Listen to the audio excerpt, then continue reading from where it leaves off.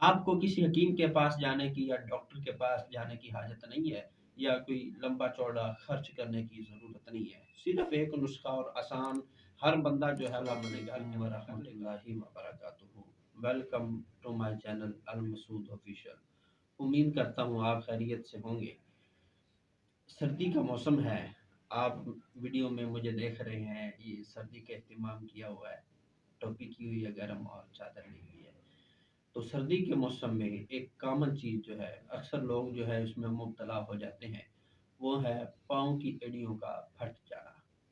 तो इसकी वजूहात क्या हैं? अब इस वीडियो के अंदर हम 2 चीज़ें डिस्कस करेंगे। ये पाँव की जो एड़ियाँ फट जाती हैं, इनकी वजूहात क्या हैं? और दूसरे नंबर पर इसका हल क्या है? ये 2 चीज़ें हम डिस्कस करेंगे। इस वीडियो को मुकम्मल देखें, इंशाल्लाह आपको फ़ायदा होगा। इसकी वजह ये है कि चूँकि सर्दियों का मौसम होता है और ये जो जिल्द का हिस्सा है, एड़ियाँ, ये सबसे पूरे जिस्म में जो सबसे ज़्यादा सख्त हिस्सा होता है, ये एड़ियों का ही हिस्सा होता है। तो जब सर्दी होती है, तो हम इसकी परवाह नहीं करते, केयर नहीं करते। ये उमूमी बात है कि जिस चीज़ की केयर ना की जाए, वो सही और सलामत नहीं रहती, उसमें फ़र्क आ जाता है। तो सर्दियों का मौसम होता है और ये जो एड़ी का हिस्सा है, इसके अंदर नमी की मिकदार भी बहुत कम होती है, ठीक है?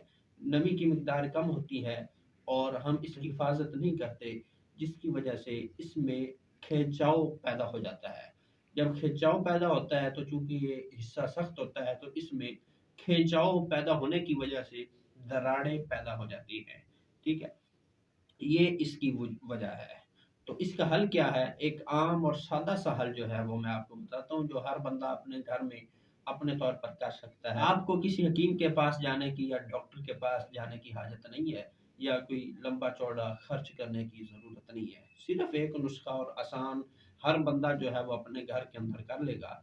वो ये है कि रात के टाइम में या जो टाइम आपको आसान लगे, अ, आग के करीब हो जाना है, आग के पास, और अपने जिस्म को एड़ियाँ जो हैं, उनको गर्म कर लेना है। थोड़ा-सा तपश दे लेनी है, और उसके बाद प्याज़ के छोटे-छोटे टुकड़े आपने पहले कर लिए होने हैं। छोटे-छोटे प्याज़ के टुकड़े कर लिए होने हैं, तो जब आप एड़ियों को गर्म करेंगे, तो साथ में प्याज़ के जो टुकड़े हैं, आप ऊपर से उसको भी वो मल लेंगे, ठीक है? मल लेंगे, तो ये चंद मर्तबा आप करेंगे, तो इंशाअल्लाह ताला आपकी एड़ियाँ जो हैं, वो पहले से बेहतर हो जाएँगी, और ये जो फटने वाला सिलसिला है, ये इंशाअल्लाह अल्लाह ने चाहा तो ये नहीं होगा।